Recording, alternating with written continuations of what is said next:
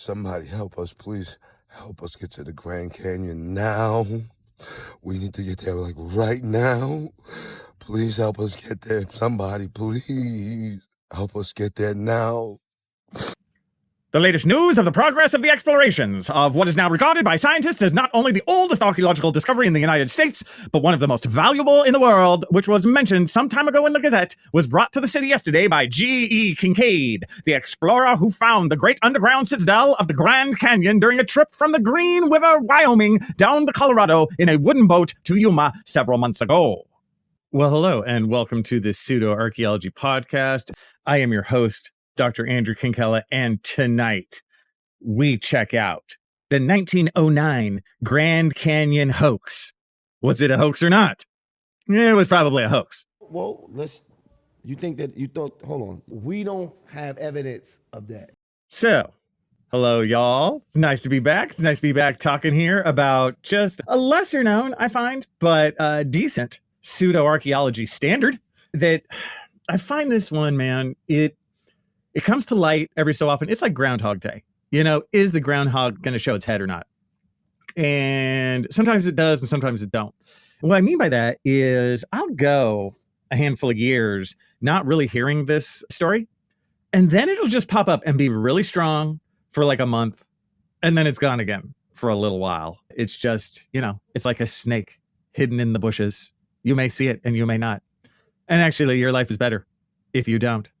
So what am I talking about? I am talking about the not so famous, but not completely unknown 1909 Grand Canyon hoax is really what it's referred to. You know, more often they actually just tack the hoax on there. The setup of this, it's this idea that Egyptian artifacts were found in the Grand Canyon in 1909. That's the setup, right?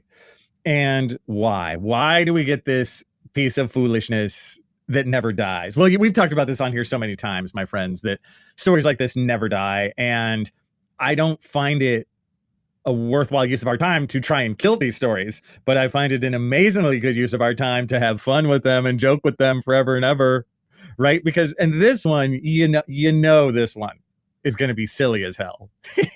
It's why you tuned in. You're like, I got to hear what kind of bullshit is in store for me right up in here, right? So this all stems from a newspaper article from, I believe it is the Arizona Gazette. Yes, I am right. The Arizona Gazette. And this actually came out on April 5th, 1909. And if you do some, not even that much of super sleuthing, some moderate sleuthing, you can find this. And so I had heard this enough where this had come up.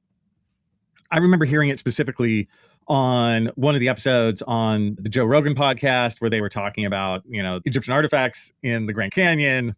And there was just no pushback. They were just talking about how incredible it is and what a cover up there was on this stuff. And as soon as I heard that, again, I must have heard that maybe 6 months ago or something. Yes, I've been sitting on this, my friends, which of course shows that I've been just spending my time trying to come up with the cover up because, you know, they're going to, I fear for my life, you know, just telling you the truth about the Grand Canyon hoax. Oh my God, I said hoax. Anyway, this article comes out in 1909, right? And that is true. There is an actual article from 1909 in the Arizona Gazette, and it's titled Explorations in Grand Canyon, right? That's the deal. And it goes on to talk about exactly what you think. Now, I did something that I think most of the hucksters who are trying to sell this don't do, which is I read the original article, you guys, and that's going to be the main aspect of this podcast today. Let's go through the main article, right? Let's see what they're actually saying. And let's see why they're hanging their hat on this, right? What is there here? And of course, when you say that there's Egyptian artifacts in the Grand Canyon, that's just never going to die. And of course, since they never found anything after this article was printed, of course, they're going to be like, it was a cover up, right? And I will tell you guys, you can hear it in my voice. This is the most obvious, silliest piece of waste of time that I've seen in quite some time, right? This is obviously just yellow journalism. What yellow journalism is, they made this up. They made this up to sell newspapers. It has been debunked 46 million times. But I know you know that. And I may be exaggerating with 46 million. But let's look at this. Let's just start in and look at this article for a few minutes and have a little fun. So the article from, again, April 5th, 1909. So again, God, this is 117 years old. Damn. And so as we go through this article, it's funny. The sound of it, the sound of the writing, to me, it totally sounds like one of those announcers from like 1932. You know, like watch, I'll read the first sentence to you and I'll do it in that tone. Beware, I am not kidding. I am using the correct punctuation in this sentence. This sentence is frickin' long. So here we go. First sentence from Explorations in Grand Canyon. The latest news of the progress of the explorations of what is now regarded by scientists as not only the oldest archaeological discovery in the United States, but one of the most valuable in the world, which was mentioned some time ago in the Gazette, was brought to the city yesterday by G.E. Kincaid, the explorer who found the great underground citadel of the Grand Canyon during a trip from the Green River, Wyoming, down the Colorado in a wooden boat to Yuma several months ago. See? It's just, it asks to be written like that. And we can break down this first sentence. What they're saying is this guy, G.E. Kincaid, and already laughing. So in this story, G.E. Kincaid is an explorer, right? That's I guess what he puts on his tax returns, explorer. And this idea that he, you know, he's this explorer, he's cruising around the Grand Canyon and he finds what they say is, quote, a great underground. So like a huge underground dugout, like cavern with multiple passageways and this kind of thing, as we'll see in a moment, right? That's what he said. And then he, you know, after finding this, he's doing this during a very Macho Man trip down the Colorado River in a wooden boat, which is like freaking scary and insane. Unfortunately, this never happened. And first bit of why do we know this never happened? G.E. Kincaid does not exist as a human. I mean, look at the name. If you were going to make up a explorer name, put quotes on that, G.E. Kincaid.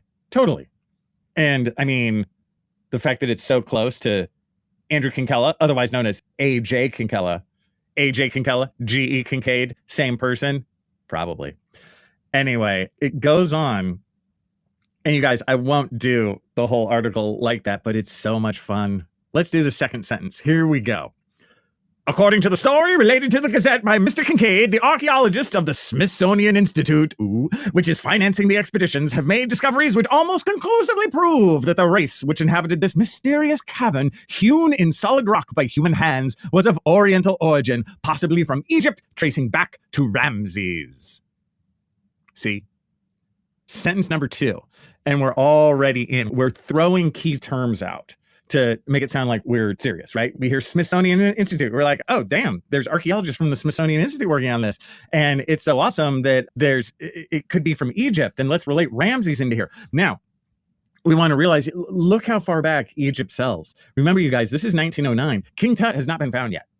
But even pre-King Tut, right? Egypt was just this awesome over-the-top thing that could sell newspapers. I mean, sentence number 3. If the theories are borne out by the translation of the tablets engraved with hieroglyphics, the mystery of the prehistoric peoples of North America, their ancient arts, and who they were and whence they came will be solved.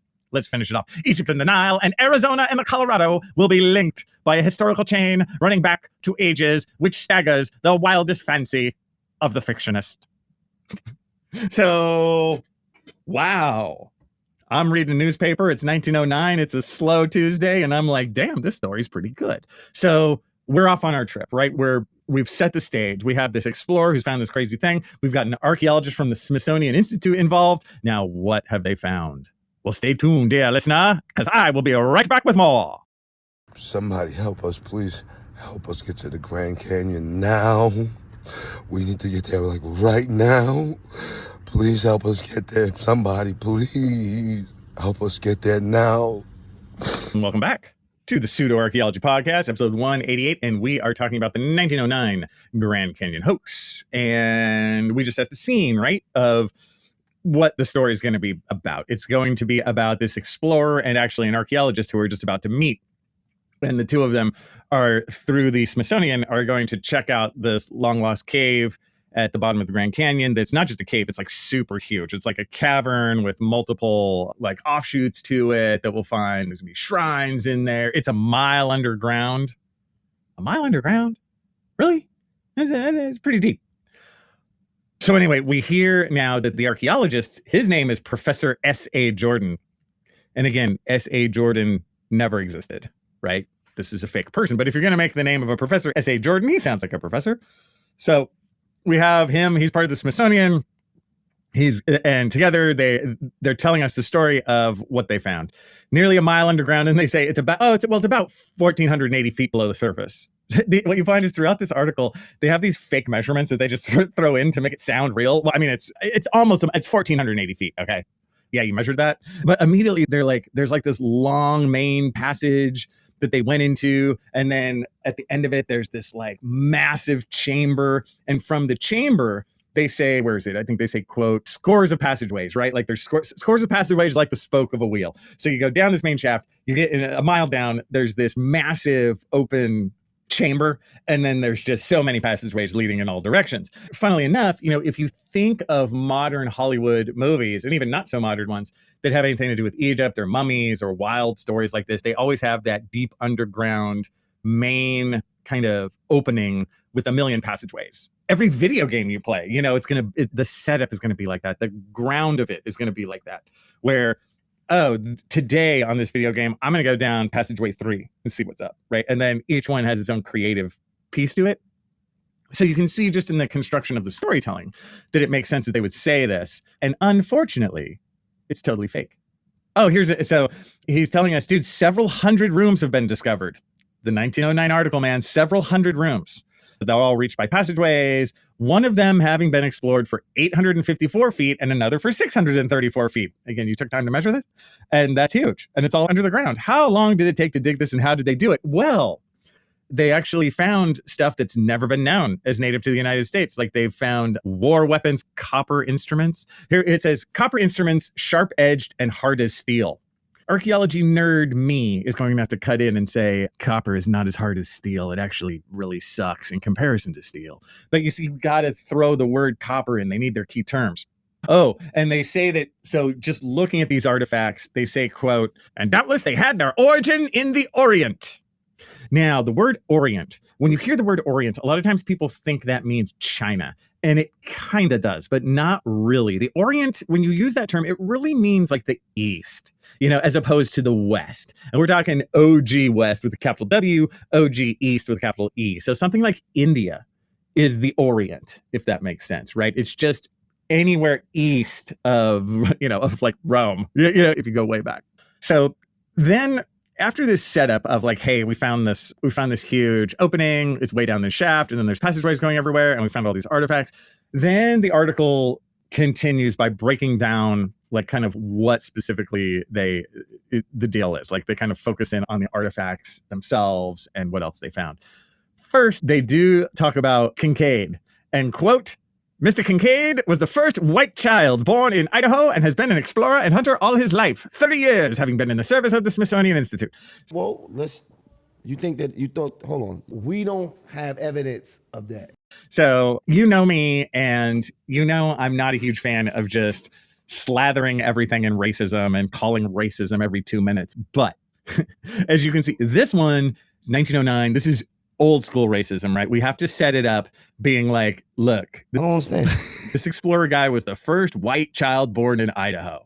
Okay, so and the idea is like kind of the underlying rhythm to this as you go on, which is like, oh, this is the first like civilized person, right, born in Idaho. I mean, people before, no, right? So there is that feel of that throughout this. They're going to go there. What we talking about? They talk about his daring do's in other places. This fake person, G.E. Kincaid. How did you first find this, Mr. Kincaid? Oh, I saw a couple chisel marks above the riverbed. I went up there, and of course there was like a lip, and you go around the lip, and there's a cave, and then the cave goes way down. All these places, they say that they discovered it, but how do you discover something that people was already there? That's kind of how they explain it. The explanation of the actual opening is really vague. So I've actually done it better than the 1909 thing. It's just sort of odd because they made it up. Fact. Okay. And then they're like, hey, or the Kincaid person's voice, he's like, I went into this crypt, I saw a bunch of mummies, right? And so of course you got to add mummies in there. And then they focus this in on the passageways itself, giving again the measurements. The main passageway is about 12 feet wide, narrowing to 9 feet toward the farther end. About 57 feet from the entrance, the first side passages branch off to the right and left. Yeah, and it just goes on and on. Of all these, there's just a bunch of passages. Okay, trust me. Okay, trust, there's passages, okay? Stop asking me about the passages. They're there. And then they focus in on the shrine. Check this out. So what we're going to see is a common trope in pseudo-archaeology. So we've hinted this whole time that it's very Egypty, Ramses and artifacts and copper tools and all this, very Egypt. But then he goes onward to talk about this shrine. And he goes, over 100 feet from the entrance is the cross hall, several hundred feet long, in which are found the idol or image of the people's god, sitting cross-legged with a lotus flower or lily in each hand.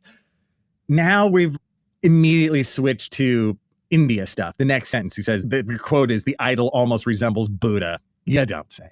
So this is now a pastiche, very common in pseudo-archaeology, right? We're just going to throw everything at you and hopefully one or two things stick. So we're not even pure Egypt anymore. We're now the Buddha. And it's not because we're just faking it. It's because this place is so awesome that it comes from all those places. See, how often have we heard that any version of ancient super civilization thing, right? Graham Hancock would be proud. This is of this, like, just smorgasbord of silliness. Somebody help us, please. Help us get to the Grand Canyon now. We need to get there, like, right now. Please help us get there. Somebody, please help us get there now. Well, hold on. And he continues on. He talks about, like, around the Buddha, there's these different idols, Do I care? No. Do you care? No. You get it. You can fill this. You can write this right now, you guys. You'd be like, ooh, one of the idols looked evil and one of the idols on the other side looked good. I just actually pulled that out of my ass right at this minute. But I see they wrote that later on in here. So, like, yeah. Oh, there's a little indicator of there's some other kind of mystery metal in here, some sort of slag or ore, otherwise unknown. Of course, you got to throw in that. Oh, they touch on pottery. See, every archaeology site needs pottery. So they're going down the checklist, right? The checklist, we got passageways, it's hidden. Now we got a shrine. We got these various artifacts. There's a religious thing with the Buddha. Now we got pottery, right? And then talks about what the pots are like. Enameled ware, glazed vessels, copper vessels. Okay. A rehash of the metal. Somehow it resembles platinum. Of course it does. Because if it resembled gold, that would be lame. Onward, you tell me. What haven't we talked about yet? What still needs to be covered on our checklist of ancient super civilizations? If you got some knowledge, share it. Let me tell you. Some type of writing. So there's a part now on hieroglyphics. And guess what? The hieroglyphics are indeed, quote, mysterious. No, you don't say. You don't say. Yeah, so we got mysterious hieroglyphics and, quote, the key to which the Smithsonian Institute hopes yet to discover. So they can't translate the hieroglyphs, right? Okay, blah, blah, blah. Oh, similar hieroglyphics have been found in southern Arizona. So they say, except they haven't. Next, what else? What do we still need? We need a crypt, you guys. We need a crypt.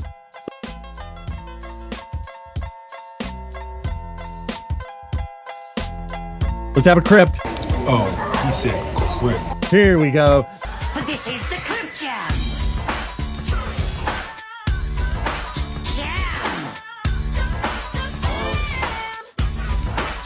You horns! The tomb or crypt in which the mummies were found is one of the largest of the chambers, the walls slanting back at an angle of about 35 degrees. Okay, on these are tiers of mummies. Yeah, dude, you don't want just one mummy. That's for losers. Tiers of mummies, each one occupying a separate hewn shelf. Yes.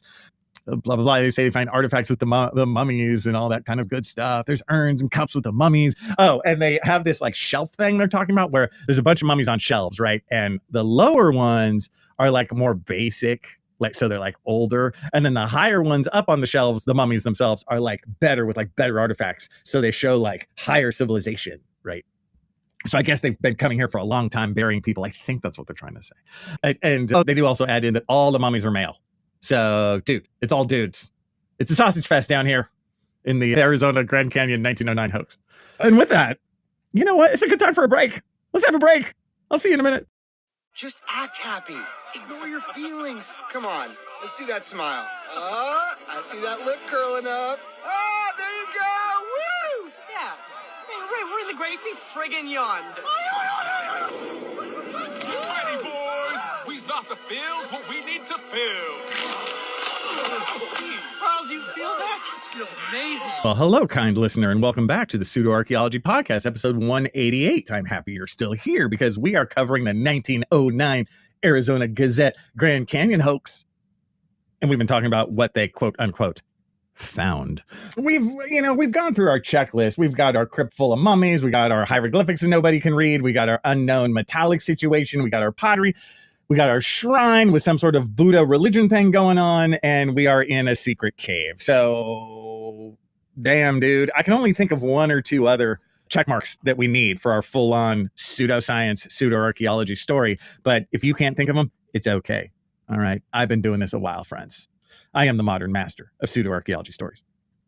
So the last bit of the article, they say that they came across like a huge room that they say is like a dining hall that measured, quote, 40 by 700 feet. We have a mile down underneath the Grand Canyon, friends, a huge room of 40 by 700 feet. Except we don't. It's all fake. But then, oh, you know what you have to do? Every good archaeologist, real archaeologist even does this. You have to guess at population, right? You got to give a little population guess.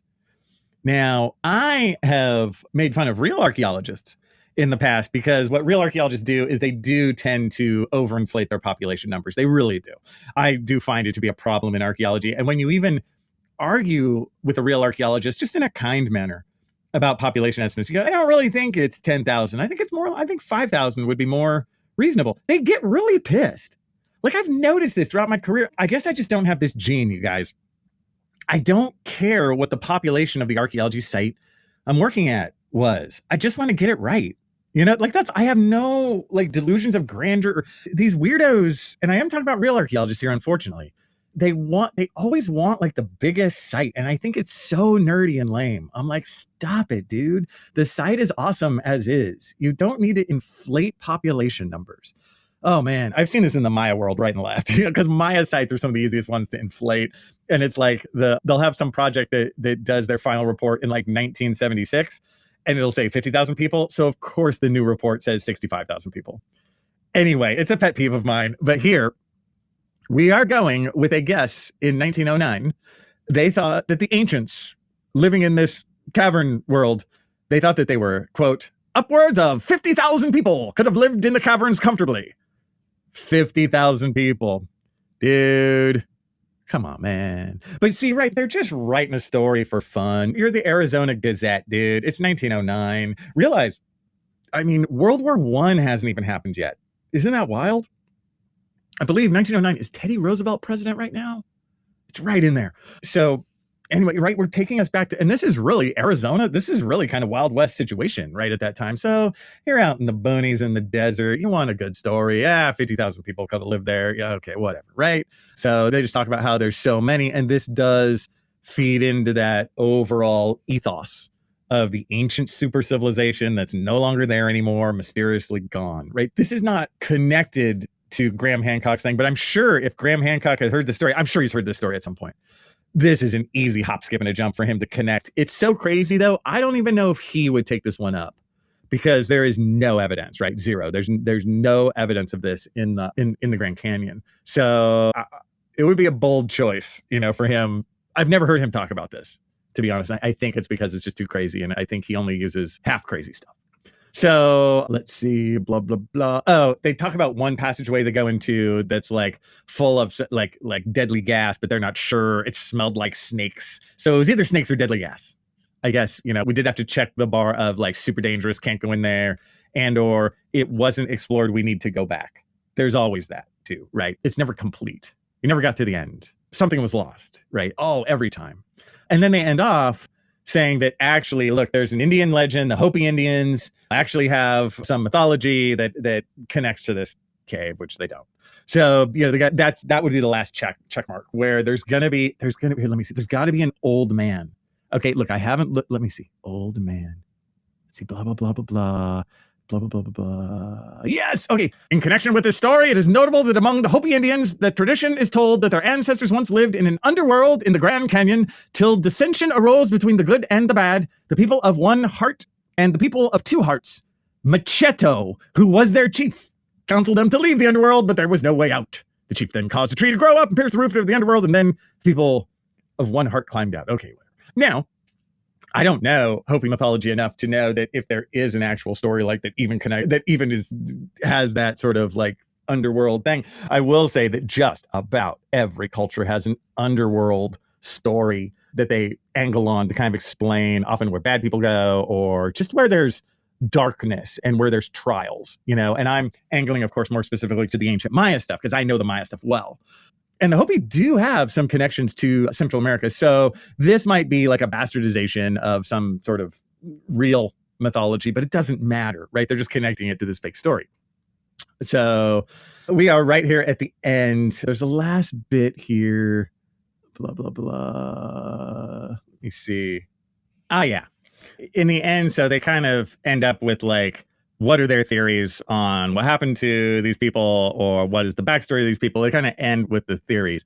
First, speaking of the racism part, this is OG racism, right? It's one theory is that the present Indian tribes found in Arizona are descendants of the serfs or slaves of the people which inhabited the cave. See, the modern native cultures, they can't even be descended from like the real people of the cave. They have to be descended from the slaves. Right? It can't be like, oh, the modern natives, well, they're descended from like the super civilization. No, they're descended from the slaves that the super civilization used.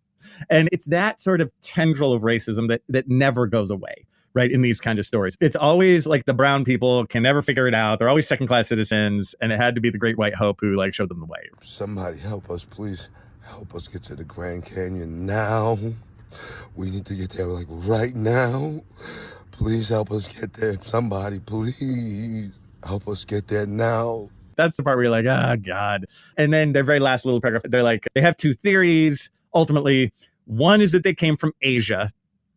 And another is that the racial cradle was the Upper Nile region. Herein, an Egyptologist believed in the Indian origin of the Egyptians. The discoveries in the Grand Canyon may throw further light on human evolution and prehistoric ages. What they're trying to say is that, look, the origins of this stuff might be Egyptian, it might be from India, but hey, India and Egypt, one of the quote unquote Egyptologists, whatever, they believe in an Indian origin of the Egyptians, meaning that it's all mixed, right? It's that super civilization thing that never dies. So that's it. That's the whole article. That's what they talk about. I went over all the major parts, you guys. I didn't really leave anything out. That's it. What I do find here, this is a typical yellow journalism article from this time period. Newspapers did these in order to sell newspapers. How do I know this? Because I actually worked on another archaeology project that had this. I should probably do a whole show on this. I don't think I have. It was the Pomona, which is it was a shipwreck in Northern California, and it sank in 1908. So 1 year before this. And it was a passenger steamer. It sank. Either nobody died or only one person died. So this isn't like a Titanic situation, but it was still really crazy. But the only newspaper article that came out from the sinking, and it came out like a couple weeks later, it was all about how a salvage diver, so after the ship has sank, and the crew and the passengers have gotten off, they're trying to deal with the shipwreck, and the ship's in like 30 feet of water, so it's not super deep, but you still need a diver. The whole story was about how the salvage diver battled the evil devilfish. Right? He had to like take out his knife, and it was a battle to the death. The same voice. And it was a battle to the death under the waves, where the diver took out his dive knife and slashed at the devilfish repeatedly. The devilfish with its massive suction cups, right? The devilfish in this story was a giant squid. And did this happen? No, of course it didn't. This is a fabrication used to sell newspapers. But, it's just, I love stories like this on one end. I love the devilfish thing. I love the like Grand Canyon mummy thing. I love it. It's fun. It's funny. Like you could see making a movie based on this, and many, movies have been made based on stuff like this. Movies I've watched for this podcast, that are silly. Some of them are highly stupid. Some of them are pretty decent. It just meant, this whole setup, it reminds me a little of the intro story in Indiana Jones and the Last Crusade. You know what I mean? Where they're sort of in a cave in Arizona. You get the story. And they're in this sort of dry cave, and they're finding Coronado stuff in this dry cave in Arizona. It's that same sort of high concept, over the top kind of thing. But this idea that Egyptians were in the New World, all this, and there's just not a stick of reality to this. I wish there was. I'd tell you, I'd be like, oh, G.E. Kincaid was actually a real person. S.A. Jordan was actually a real person, but they're not. And of course, how easy is it to make the whole over the top conspiracy story from this. So easy. Oh, they were erased. They were erased because of what they found. And as always, you're telling me that this like huge cave system has never been refound, and that anyone involved in this, if they had found such thing, never said anything. As always in archaeology, keeping a secret in real archaeology is impossible. Impossible. Even if you want to, it's not going to happen because it's too awesome. It gets out. If you find something cool and want to keep it under wraps, the clock is ticking so bad, you guys, because I've dealt with aspects of this, whether it's a burial or whether it's something, you don't want it to get out to the general public, to the media or whatever. Oh my God. You don't have a week. I doubt if you have 48 hours. So just know that, right? That's how the real world works. And again, while I love stories like this, I love that they wrote this in 1809. It's just fun, but it's totally fake. And we have to be grown-ups and not go, I don't know. Could it be true? No, it's fake as shit.